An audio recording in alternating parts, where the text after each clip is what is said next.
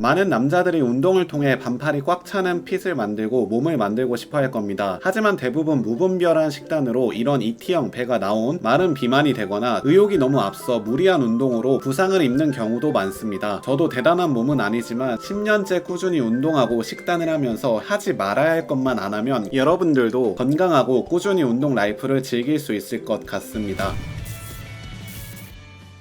일단 우리가 몸을 키우는 데에는 운동, 식단, 휴식 이 3박자가 균형 있게 맞아 떨어져야 하는데, 제일 처음 식단에 대해서 제가 가장 후회됐던 것을 말씀드리면, 우리의 몸은 생각보다 똑똑합니다. 남은 열량을 안전하게 체지방으로 저축하냐, 몸에 필요 없는 근육에 투자하냐 고민을 하기 시작합니다. 상황에 따라 그 비율을 조절하는 것인데, 내가 먹은 만큼 이상의 강도 있는 운동을 못했을 때 몸은 근육이 더 이상 필요 없는 것으로 판단하고 지방으로 가는 비율을 급격하게 올려버립니다. 저는 작년에 많이 먹는 만큼 운동도 열심히 했지만 살이 많이 쪘던 이유는 먹는 것에 비해 운동 강도가 떨어졌던 것입니다. 내가 아무리 한계치의 운동을 한다 해도 과도한 음식물을 섭취했을 때는 그만큼의 대가가 따르니 본인 수행 능력이랑 조절에 끼니를 나눠서 드시는 걸 권장드립니다. 더불어 운동하는 남자 기준 자신의 몸무게 곱하기 1.2 내지 2.0까지 단백질을 섭취해주는 게 근육 생성에 도움이 되니 식사에 단백질을 꼭 챙겨 드세요. 다음은 운동으로 넘어와서, 저는 근육량을 크게 올리려면 가장 유리한 것이 대근육 3가지를 건드려 주는 거라고 생각합니다. 등을 하면 이두가 먹지만 이두로 한다고 해서 등이 먹진 않잖아요. 초심자나 너무 바빠서 내가 지금 뭘 해야 될지 모르겠다면 큰 근육을 먼저 해주시는 게 시간적으로나 육체적으로나 모두 좋습니다. 그래서 이 3가지 근육의 정확한 자세법만 알아도 자극은 물론 부상까지 방지할 수 있어요. 먼저 등 운동은 절대 이것만은 하지 마세요. 가슴 말리기. 어깨 혹은 가슴이 앞으로 말리게 되면 등에 온전히 자극을 주기 어렵고, 더불어 어깨 부상으로 이어질 확률이 매우 큽니다. 지금 맨몸으로 하셔도 아시겠지만 가슴을 열고 당길 때랑 가슴을 말고 당길 때랑 등에 전해지는 느낌 자체가 다를 것입니다. 이유는 가슴을 열수록 위팔과의 거리를 더 벌릴 수 있어 수축을 깊게 할 수 있습니다. 올라간 어깨,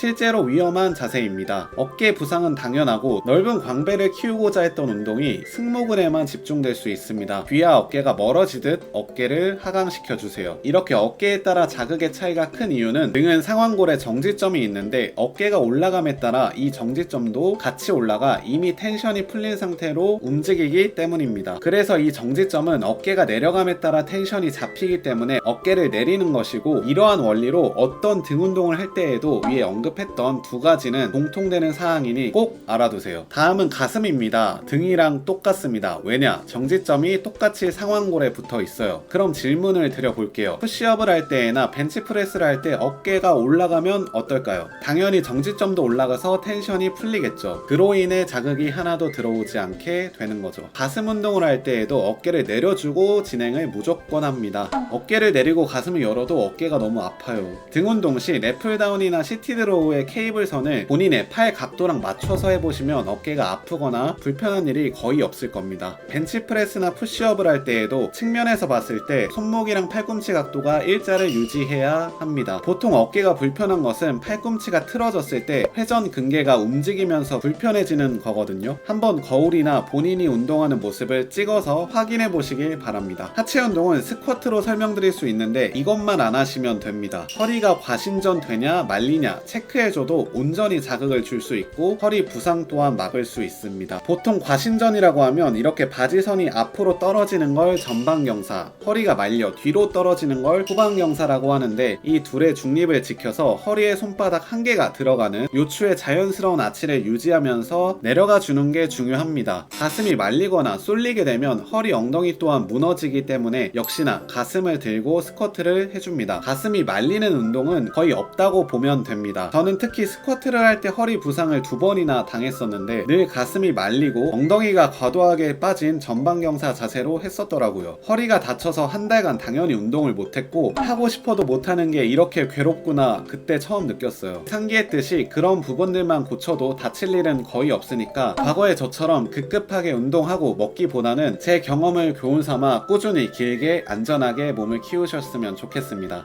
감사합니다.